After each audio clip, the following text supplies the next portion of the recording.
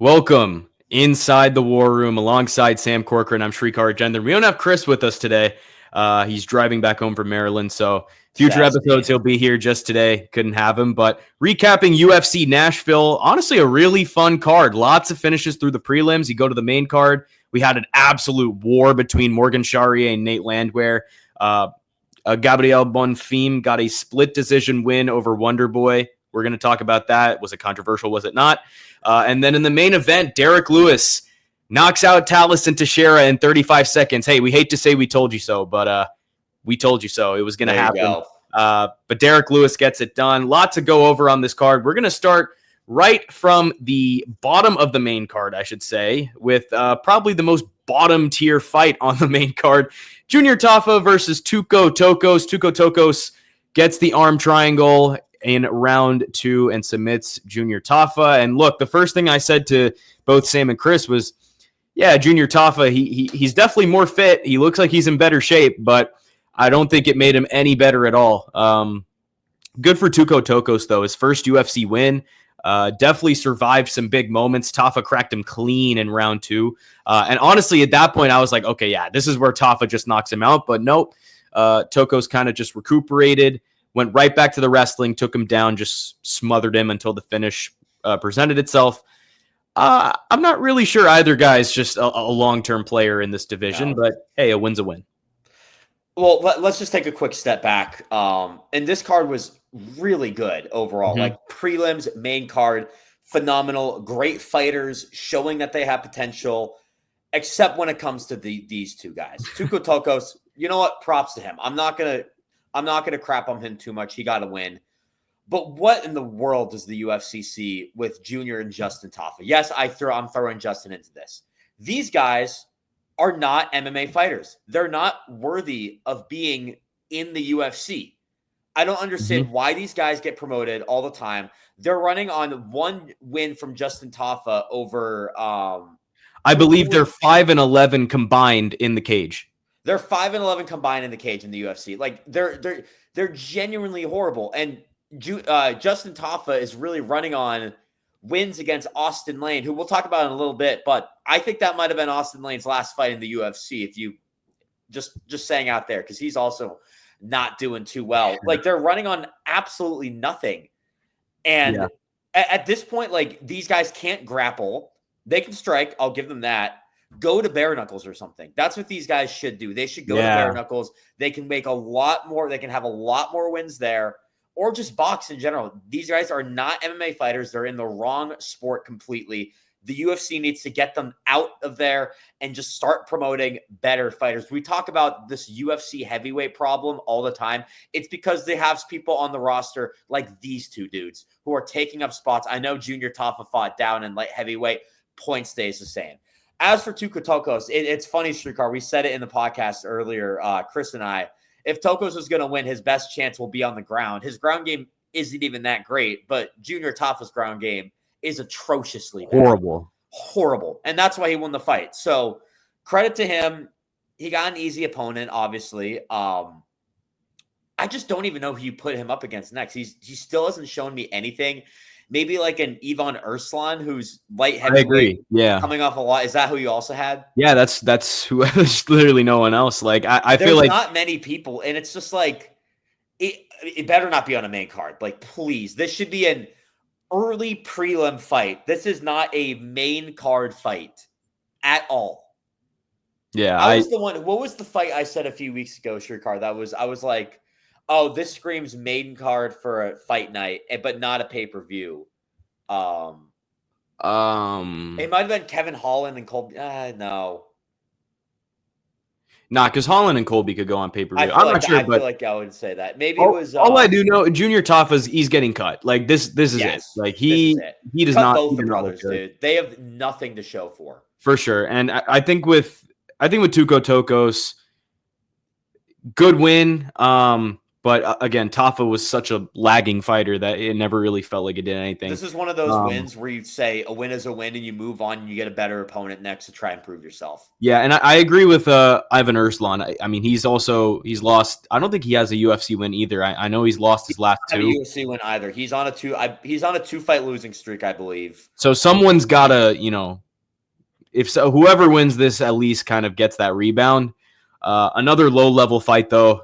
I guess this was a low level fight to begin with. Like you can't put Tuco Tokkos with someone who's even near the rankings. This has to be someone who is like not even close to the rankings, just trying to make it in MMA, and is fortunate enough to be in the UFC right now. But we're not going to dwell on it. This was a very low level fight. We both knew it, and we saw some low level MMA in that fight. But good job to Tuco Tokkos. We'll move up the card. Vitor Petrino versus Austin Lane. Yeah, man, Vitor looks good. This is the kind of weight class move I want to see. Guys who know, okay, heavyweight is there for the taking. If I can move up, see if the skills translate to 265, then I got a chance here. And Vitor, I think he is built for heavyweight. Like, he is athletic, he is explosive. And what's really scary is he doesn't seem to gas out like a lot of the big guys do. And I mean, he submitted Austin Lane so easily. Like, you look at the back control retention throughout that whole fight. That's rare at heavyweight. Like, we don't see heavyweights do that. And again, man, he already looks like a serious problem for this division. And let's be real, heavyweight needs some fresh blood, like very bad. You're going to hear this theme a lot. Yeah, where you're going to hear it throughout the video, especially when we might even do a separate podcast on the heavyweight problem this week. Stay tuned, potentially. But I'm all in. I'm all in on the Petrino experiment here. Next up for him, honestly, like you've shown you belong at heavyweight. It's a bit generous to send him to the rankings after just one fight. So I would give him someone at the top of the unranked pool. And I think the closest guy you can get to that is Mo Usman. Like, he is a proven guy in this division. What is Petrino going to do against him? If he goes there, and finishes him just as quickly as he did Austin Lane, then it's like, okay, you can fast track this guy. He's for real. Because with Austin Lane, like, this is another guy, I think Austin Lane's going to get cut. Like, he's not a very high level MMA fighter. But Vitor Petrino, man, he made it look super easy, and if he can make it look easy against Usman, you've got something here. Yeah, I really like that pick as well. I was also going to say Mo Usman. I think you need to be guys that are close to the rankings, that don't necessarily need a ranked shot. I mean, another guy, which I don't really love, but if the UFC thinks that Walter Walker is not worthy of a ranked shot, a guy on the prelim card, who I think is absolutely worthy of a ranked shot, you could put those two up together, but you're probably going to want him to fight up. But it could be winner gets a ranked spot, So, yeah. Overall, a very impressive win, but kind of like the Tokkos fight, it's just like not against a great opponent. Austin Lane obviously like started doing MMA a little later, not the best fighter. Yeah, you got to cut him at that point. It's hard with heavyweight though. Like, sometimes they're not cutting these guys because there's just no talent in heavyweight, and that's what happens when you're leaving guys like I'm not saying the UFC is valid for cutting these guys, but like Francis Ngannou, I mean, obviously there's the beef there. And Jarry's Rosenstrike. I think that's how you pronounce the name. I always get that Jardinho Rosenstrike. Yes, Jardinho Rosenstrike. Like, you're cutting these guys who are pretty up high, and you're cutting them. That's the reason why you see these Austin Lanes and Tuco Tokkos, I know, is light heavyweight, but you see these Austin Lanes just in these main card events. The UFC has to fix it at some point. But nonetheless, this is a great win for Vitor Petrino. We should not take away from that. And it'll be close to the rankings. I like that Mo Usman pick a lot. We're 2 for 2 on lining up. We're locked in. Right now, but also with these type of fights, we kind of knew there were low-level fights going in. Now, that's not to say Petrino's low-level, but, Austin Lane, Tuco Tokkos, Junior Tafa, there's only one way you could go with these guys. So I think it gets a little bit harder, but these are the easier ones of the unranked fights that we have to match up. Yes. But Vitor versus Mo, Tokkos versus Erslan, and then obviously Tafa and Lane, goodbye. Moving up the card, Morgan Charriere versus Nate Landwehr. This was the fight of the night. Absolutely. Easily. And Morgan Charriere, man, that was such a clean finish. He just put Nate the Train out cold in Tennessee. And the thing I loved about it was the adjustments he made throughout the fight. First round, he's flowing, and then Nate kind of does what Nate does. Like in that first round, it went exactly as we thought, very patient, very calm. He's a very technical striker. He made that apparent. But when Nate brought the fight to him, when he smothered him, when he messed up his timing, when he made the fight ugly, Charriere really didn't panic. Like, there are some fighters that will literally get finished in that second round because they're not ready for a brawl, especially as a technical guy. Like, we can go back to the Atlanta card with Umar Sy and Alonzo Menafield. Menafield started brawling with Umar Sy, and Umar Sy did not know what to do. Not ready for it. Right. But I saw the exact opposite with Morgan Charriere. He realized, like, okay, if I can't fight in rhythm, then all right, screw it. I'll find a way to end this fight. Like, that is a very high fight IQ moment there. He's showing more than just the technique. Like, he's got grit. He can be in these type of brawls. And honestly, like, he's going to be on that Paris card. Like, that is a certainty in my mind. Sam, who do you think is next for him if he ends up on that Paris fight night? Well, first of all, I just want to. First of all, we got to talk about the elephant in the room. The lone wolf run is over. Oh yeah, unfortunately, I picked Nate Landwehr to win this fight. But you said it, Srikar. He just wasn't ready for the all-out brawl and the physicality. He's tough, but he just did not have it there. Just not expecting Charriere to go all out. And great game plan from Charriere too. He is very close to a ranked opportunity. I don't think he's there just yet. Mm-hmm. But you look at, he's luckily in the featherweight division, which has so many guys who are close to a ranked opportunity. I'm looking right now at another guy on this card, Calvin Kattar, could be a great fight for him. Somebody who's it's got to be someone who's on a losing streak, someone who's or just is coming off a loss, just outside of the rankings. That'll propel Charriere to get his first rank shot and maybe bumped in. Hyder Emil's another one. He's coming off a loss at UFC 317. And another one coming up next week, Patricio Pitbull and Dan Ige. The loser of that is probably going to follow the rankings. That's a great matchup for Charriere, and the timelines all line up with all of them too. Kattar just fought, Hyder Emil just fought, Patricio Pitbull and Dan Ige will have just fought. Perfect timing for UFC Paris, where that's like the spot you want to get him in. Keep those guys active. Dan Ige especially is like one of the most active fighters in the UFC. If he loses that fight, you book that right away, I feel like. Yeah, so for those who don't have the context on the whole lone wolf thing, basically, for however long as we can remember, every single week we do picks. And let me pull up the Instagram real quick, and I'll share this. And picks always ends up coming down to one fight. And usually, me and Chris are on the losing side of that. It happened at UFC 317 with Dariush and Moicano. This time it was Charriere and Landwehr. Me and Chris both took Charriere. Sam took Landwehr. And finally, we were on the right side of it. So we have the predictions right here. So yeah, we have it up here. If you see Landwehr right there, that's the lone wolf there. It's always like the same, and then something changes. But then 317, look at your boy with Beneil Dariush. That one won. This one I got wrong, actually. I said Bahamondes. Yeah. But it was funny. We all have this one fight where we all think we all pick one fight wrong, and then we all have there's one fight we differentiate on. This one was the first one we did. I went 6 for 6 or 5 for 6 here. We all picked Umar Sy to win that, but then I picked Barcelos and Shabazian, where we had Petrosky here. These guys picked Garbrandt. So it's a funny curse. I guess it's over now. And going forward, we're gonna have some more parity, especially with UFC 318 coming up, Abu Dhabi on the books.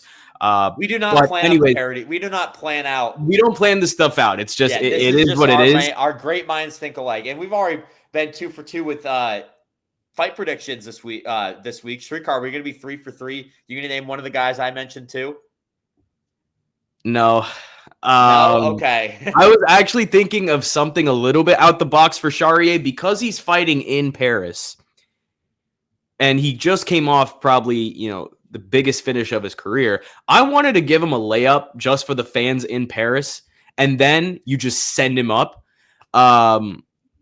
So the way I was looking is I want to put him in another brawl. I want to put him in the same fight that Landwehr kind of brought to him.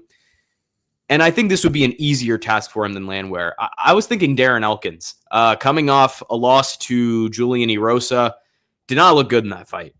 For sure, did not look good in that fight. Mm-hmm. But if you're in Paris, I feel like Elkins will be game for it. I feel like Morgan Charriere would be game for it, knowing that there is a clear path for him winning that fight.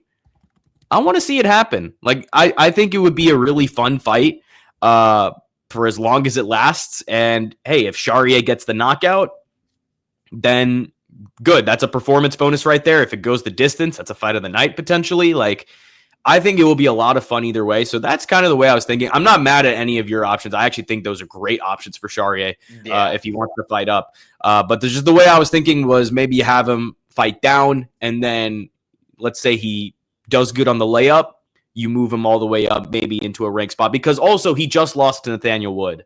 Yes, that is true. So he's not like 100% there just yet, but he's fought good talent before. He has, and Elkins again would be an easier matchup for him than a fight with Nate Landwehr. I agree, so and it just depends. Does Charriere want? He'll have some leverage in Paris when it comes to like who he wants next.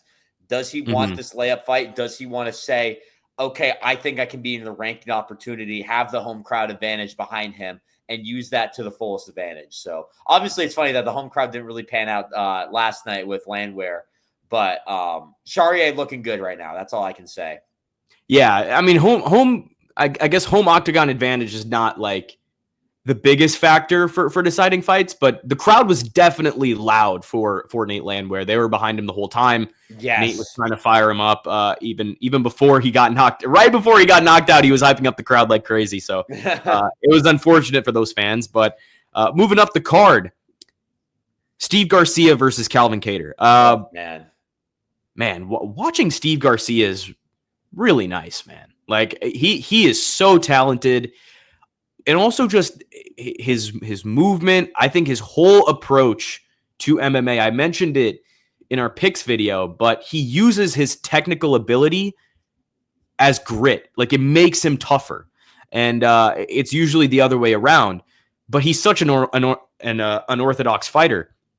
Like, nothing about him is conventional, but it's so effective. And against high-level guys, too. Like, he is clearly doing his own thing, and I respect it because it's working. But as a technical fight fan, like, this is like watching like a different species. Like, he is insane. He's just different, man. He put a legit beating on Calvin Kattar. And again, unlike any fighter I see in MMA, and he just gets the results. And he was really finding success in those exchanges where most guys would crumble against a guy like Calvin Kattar. Like, he was working in the pocket. He made it a phone booth fight. Against Calvin Kattar, a lot of guys would fold because, you know, he's a great boxer. But look, Garcia came closer to finishing Kattar than anyone has in a long time. And that's saying something. You know, he dropped him in the third round, almost got that finish. I'm not even mad it went to a decision. Like, I think that was a pure dominant performance from Steve Garcia, and he is going to be a problem for a lot of vets at featherweight. He called out Josh Emmett, and I think that's the fight you make next. He wanted to fight in the Apex in the main event. He wants a 5-rounder, and I say you give it to him. Steve Garcia and Josh Emmett can headline a fight night in the Apex. I think that's honestly a perfect Apex headliner. And also just the stylistic clash between the two. Obviously, Josh Emmett's such a power puncher against Steve Garcia, who really can throw you off. Early pick for me would be Garcia, but I think this would be such a fun fight, especially over 5 rounds, and I think you got to make it happen, especially now that Garcia has literally called for it. Yeah, I mean, Garcia is on what now? He's on a 1, 2, 3, 4, 5, 6 fight win streak. So this guy's going to be a problem. This win against Kattar is going to boost him into the rankings. And I like that Emmett pick a lot. I would say it's a little higher than I would like. I think the other two guys I had in mind, Youssef Zalal is another guy in the rankings at 11 that I like as well. Although he needs to fight up, not down. So maybe Emmett is a little bit better. But also if the timelines work out, depending on when Garcia wants to fight next, it could be John Silva if he loses to Diego Lopez. Just a few other names put out. But Josh Emmett, that would be a crazy fight. Now that would be a crazy fight. The timelines may not work out, especially if Garcia wants to stay active. Like, he could fight in October against Josh Emmett, realistically. And Emmett's last fight was in May, I believe, against Lerone. Against Lerone Murphy, yes. Yeah, that was May, I think. It was either May or April. So Emmett needs to fight down. Garcia needs to fight up. I think timelines aside, it's not the best fight, but when you put the timelines together, it is the best fight, and I think you have to make it happen. Main event, I'm not 100% sure about, but I know Josh Emmett brings the star power every night. If Lerone Murphy and Josh Emmett was an Apex headliner, I think Garcia and Emmett should definitely be an Apex headliner. I guess. Hold on. I just want to look at Josh Emmett's stuff real quick. They were both. Am I correct that Josh Emmett was coming off a win in that Lerone Murphy fight? He was. Josh I Emmett believe he was coming off a loss. Yeah, so Josh Emmett just beat Bryce Mitchell with that knockout. So it was two guys coming off wins, which makes it a little more exciting. But now that Emmett's coming off a loss, and he's only won one of his last 4 fights. So maybe that would, I feel like that would be a better 3-round fight, not a 5-rounder. I don't hate that for a co-main though, for an Apex. Or even featherweight's a stacked division. Josh Emmett's a good fighter. Steve Garcia is a great fighter. If you put together a pay-per-view, that could be the feature bout or like the lead card for the or like on the main card, I should say. Maybe like the one that opens the main card up. I know the UFC usually likes to put unranked guys there, but just some ideas. Maybe, but rarely do you ever see a guy want to fight in the Apex. So it's like, I think you would probably make if he's asking for it, you just put him in the Apex. Yeah, I don't know about a main event, but I think you do that fight. It makes the most sense with timelines and everything. For sure. I think the only other question is like, what does Yusuf Zalal do? Because his timeline lines up really well with Josh Emmett's as well. And that's initially who I had Josh Emmett fighting next. So we'll have to see with him if he might need to wait a little bit. But there's some other guys coming up. Fights coming up. Let's look at featherweight real quick because let me. No, I won't share that. I'll keep this to myself. I have a whole ranking sheet, but I'm going to keep this a secret from the viewers. Maybe in another day, if this video gets 10 likes, I will show it on the next time. We will leak that to the public. So make sure you drop a like, hit subscribe. We'll do it if it gets 10 likes. But looking at featherweight right now, I think you have the guys who are not scheduled right now are Arnold Allen, Lerone Murphy, Josh Emmett, Yusuf Zalal. That would be ahead of Steve Garcia. I think Arnold Allen, Lerone Murphy makes perfect sense. I think and Yair Rodriguez too, but I think Yair would fight Yair would probably fight the winner of John Silva and Diego Lopez, in my opinion. If you want a title, I feel like this is where the Yair title shot thing really messes everything up because I think Yair should be fighting Arnold Allen. I like that fight too. I think I think it's just so perfect that Yair Diego Lopez. Like, don't be calling, and we talked about this earlier, just don't be calling out for a title fight when you're absolutely not worthy of one right now. It is what it is, though. Like, these fighters aren't going to say they're not worthy of one. But in Yair's case, it's just like, come on, man. Like, I mean, assuming that fight happens, featherweight's in a really, really tough spot. But Garcia now in the rankings, a lot of different ways you could go with it. But we both think Josh Emmett could be a viable option. But anywhere between 10 to 15 is where Garcia should be fighting. Yeah, Emmett is 9 for what it's worth. Just putting that out there, but like around 10. But also what messes things up is Holloway is still in the featherweight rankings. Yeah, that'll change after everyone moves up a spot. Cater's going to be taken out. Garcia is going to go in, and Cater could be back in. I don't think he would, but they're gonna put someone else new in that ranking. So. Honestly, Garcia and Giga Chikadze would be a really fun fight if you. I don't hate that either. Garcia, Giga Chikadze is on a losing streak, which I don't love. I think like a bigger one, and Garcia is going to be ahead of him in the rankings. I think you put. I think that Josh Emmett fight just makes the most sense. You'll have to figure out the timelines with other things, but just focus on one thing at a time at this point. Make Josh Emmett happen. I think. For sure. If the timelines line up, if Emmett wants to fight earlier, obviously it's not viable, but I think that's a great option right now. All right, we move up the card to the co-main event. Wonderboy versus Gabriel Bonfim. Man, that was a tough one, man. Honestly, I didn't mind it going either way, but Bonfim takes a split decision. I hate seeing. Let's talk about that real quick, Srikar, to interrupt you. Yeah, for sure. Did you think the judges got it right? Sorry, go ahead. I'll explain it in a second. But I hate seeing Wonderboy lose. That's what I was gonna say, especially in a fight that close. I think Bonfim did well to keep the pace. He even dropped Wonderboy in the second, which could have swung things. But Wonderboy had some really good moments too, like especially late in the fight in that third round. Like that third round was a slog. And for me, I felt like I think Wonderboy edged it out, but I'm not going to say it's a robbery because it was a razor close fight, like to the point where if Bonfim won, like I wasn't going to be horribly mad at it. And let me explain that for a second. Robbery gets thrown around so much. A robbery is when you think the other fighter clearly won, and there is no possible way that the fighter who did win could have won.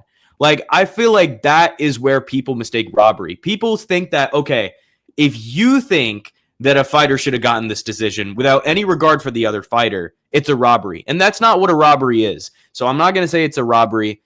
It was a close fight. I do think Wonderboy took it on my personal scorecards. I had a 2-1, but if you have a 2-1 Bonfim, not mad at you. On Twitter, Chris actually went up and said it was 30-27 Bonfim, and that's actually that got some heat. I was going to say that was a crazy take right there. I don't agree with that at all. But I don't know, Sam. What did you think?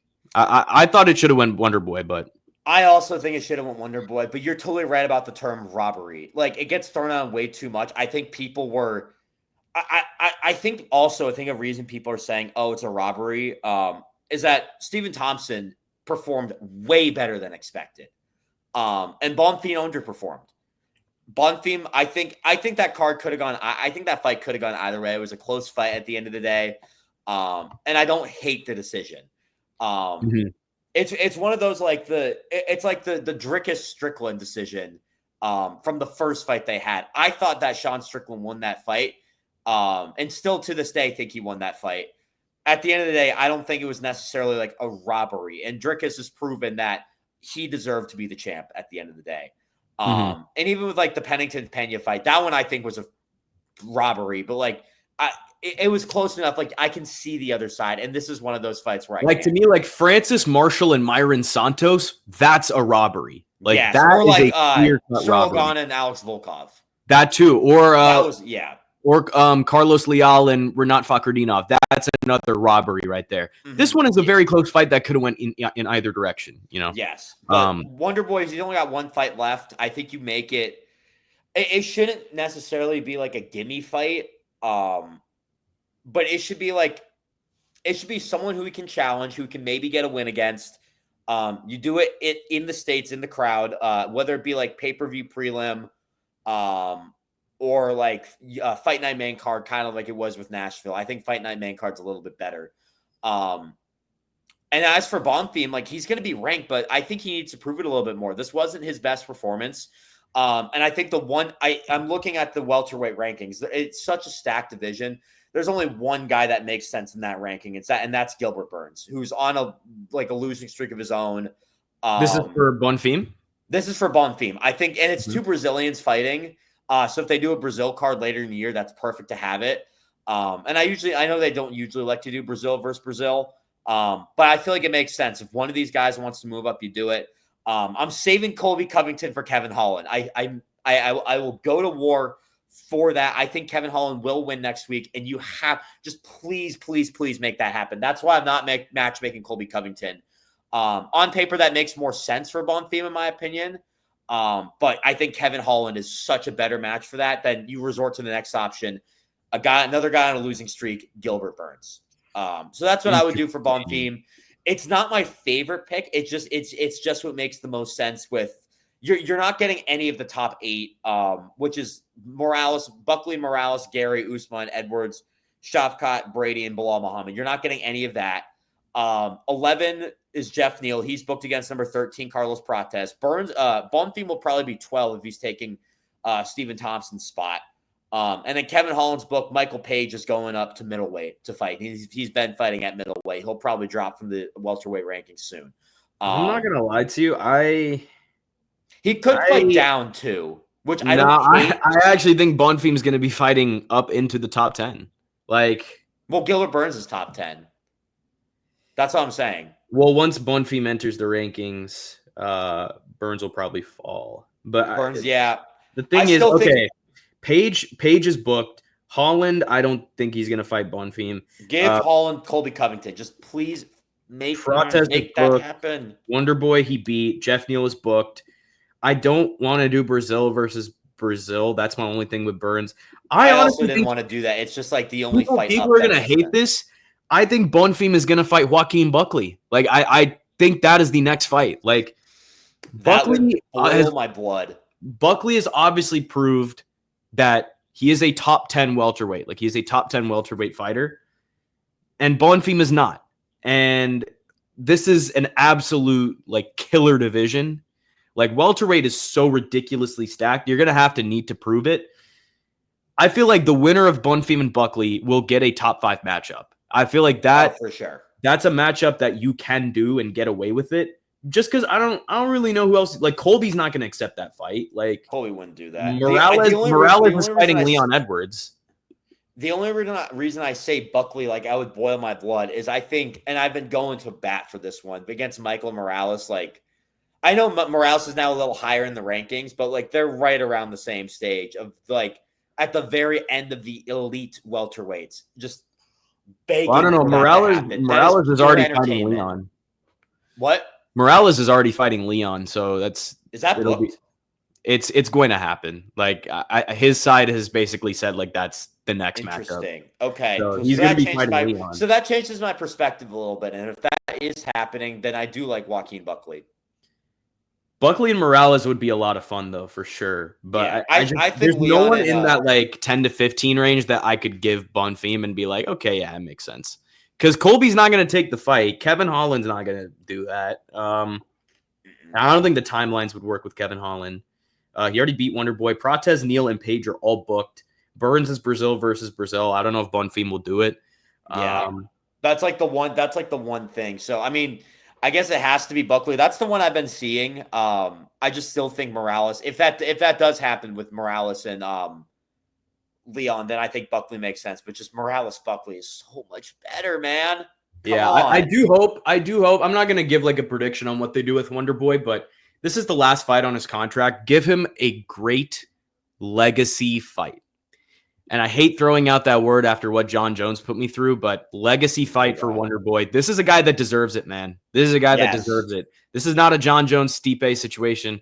Wonderboy deserves only the best, man. This guy is an absolute warrior. He's been a company guy through and through. One of the most respectful fighters in that octagon. Honestly, give him a really solid retirement fight, whatever that may be. I don't know what direction they'll plan to go with that, but I don't know. We'll see how it plays out over the future. But one fight left on his contract. But for Bonfim, he will be fighting up. He will be fighting up and potentially into the top 10. And if he gets that top 10 win, something big could happen for Gabriel Bonfim or Joaquin Buckley, depending on who takes that one. But main event time, Derrick Lewis versus Tallison Teixeira. We told y'all, man. We told y'all. So many people were saying, "Oh, Tallison Teixeira is too big. He's 6'7". How will Derrick Lewis, find the reach?" That first round, I mean, that is the type of chaos that Derrick Lewis thrives in. Survived that early storm, just straight up 50-50 exchanges. A gorgeous counter, man. Gorgeous counter from Derrick Lewis that just ended it. Yeah, I get why people didn't like the stoppage, and I'll kind of rant on it for a little bit. I'll let you speak first. But also, if Teixeira is grabbing the fence over and over again while Lewis is just pouring it on, what are you going to do? But Derrick got it done. Sam, what you think of the main event? I think the stoppage was fine, honestly. First of all, Derrick Lewis is Derrick freaking Lewis, man. I love that guy. He's always going to, and we said it, Teixeira's going to make like a small mistake, and Derrick, and it's the minor things. It's the things you don't notice that fighters would. A minor mistake, and then just that left hook brings him to the ground, and then you do not want to be on the ground with Derrick Lewis, which leads to Teixeira climbing on the cage to get back up. That's when it's over. That's an unfair advantage too. Like if Teixeira was up still, like if he got back up, it would have been like a 10-8 round for round one because he would have points taken off because he's grabbing onto the cage. When you're pulling up on the cage to get back up, he's 6'7" too. Like, of course he's going to do that against a smaller Derrick Lewis. So overall, I thought it was a really good fight, or a good win for Derrick Lewis. That's Lewis, I should say. It's funny. He's just like, he keeps fighting these prospects. They're feeding him these prospects, and he's done it 2 straight times. I think for Teixeira, I'll matchmake Teixeira real quick. We mentioned these heavyweight prospects, just like unproven, need to show something for it. You could go 2 routes with Tallison Teixeira. I don't think he's going to follow the rankings. So you could give him someone just outside the rankings. Or what I like in the heavyweight division, you give him Rizvan Kuniev. 2 guys that the loser is going to follow the rankings. The loser could get cut. Put both prospects to the test. It's just like, okay, who's the better prospect? Winner stays in the UFC. Because I thought Kuniev fought really well. And I think, I personally believe, I know Kuniev lost. You don't want someone who just lost in the rankings to fight up at 15. But I thought Kuniev beat Blades, honestly. I thought that fight should have gone Kuniev's way. I want to see him fight up, not too far up. And I think Tallison Teixeira makes a lot of sense there, considering who else is booked. So I like that for Teixeira. And as for Derrick Lewis, man, Srikar, it's a crazy thing to say, but Derrick Lewis could be 2 fights away from title contention. I think he's 1 fight away. You think he's 1 fight away? I'll explain that more in a little bit. So it depends on how the UFC sees it, I will say, because 1 fight away works out as well. And I think with Derrick Lewis, you could put, and first of all, Derrick Lewis and Tom Aspinall would be amazing. That would be such a meme fight. It's a meme fight, but that is what the heavyweight division needs. It's not what it's not what it deserves, but like, and Aspinall would kick his ass. Let's be so real. But I don't know if it's what the division needs. But I mean, it would boost ratings. We'll put it that way, for the entertainment value. I think there's 2 fights to make. If the UFC thinks he's 1 fight to make, give him Curtis Blades. I think that's the only one that really makes sense. Yeah. Volkov is the other guy that's close, and he already beat Volkov. So I do like that. That can main event a fight night, or maybe co-main a pay-per-view or something like that. The other one I like, if you want to say he's 2 fights away, which I kind of lead on the 2 fights a little bit more. The loser of Sergey Pavlovich and Waldo Cortez Acosta. That's coming up. I think that could work as well. 2 fighters who Pavlovich is coming off a win. No, he's coming off a win against Rosenstrike. Right, yeah, and then Rosenstrike got cut. And then Cortez Acosta is coming off a win. So it would be 1 loss, give Lewis them, and then after that, you give Lewis a title eliminator fight. It's the whole thing that it's kind of sad, because the whole thing, I think that's holding up the heavyweight division for, and we'll get answers soon with who Tom Aspinall fights. But I think that whole Cyril Gane robbery over Volkov is kind of holding it up, because I don't think Gane's the deserving title contender. I think it's Volkov, but they're going to give it to Gane because he won. Unfortunately, that's how it works. You can't give it to, like, theoretically, you cannot give it to Volkov, sadly. So I think Blades Volkov is the better title eliminator, although I wouldn't want to see Blades and Aspinall 3 if that ever happens. So I don't know. Maybe you do give Derrick Lewis to Curtis Blades. It's a tough situation. But Srikar, what do you think about this? All right, I'll cycle through everything you touched on. So yeah, I rambled on a little bit. No, you're good. You're good. Quick word on the stoppage first. Was it a little early? Yeah, probably. But given the situation, I'm fine with it. Teixeira was flattened out, eating bombs, literally hauling himself up by grabbing the cage multiple times. That tells me he was in a bad spot, so bad that the only way out was cheating. And listen, yes. Jason Herzog had a choice there. You either let a guy cheat his way back and possibly steal it, or you protect the fighter who earned the finish. So I'm not going to fault Jason Herzog for picking the better option and the more morally ethical option in that scenario. And also just Jason Herzog, I know it's a little bit different, but he did the same thing for Jared Cannonier and Nasruddin Imavov last year. I know Cannonier didn't cheat, but he was getting pounded with fists left and right. Like, you could tell he was in serious trouble. Herzog has a tendency, when he sees someone in serious trouble, he's going to end the fight a little early. Which I think is a good thing. I think it's a good thing in most scenarios. I think this scenario was a good thing. A little early, yeah, but you can't cheat and grab the cage to pull yourself back up. The Cannonier one was a little early. That one was a little too early. We'll put it that way. But Imavov was going to win that fight. He was pounding Cannonier. 100%. With Tallison Teixeira first, Kuniev could be interesting. I'd honestly just give him a can. Like, I would keep building this guy up, because obviously a 30-second knockout loss to Derrick Lewis can just kill your stock.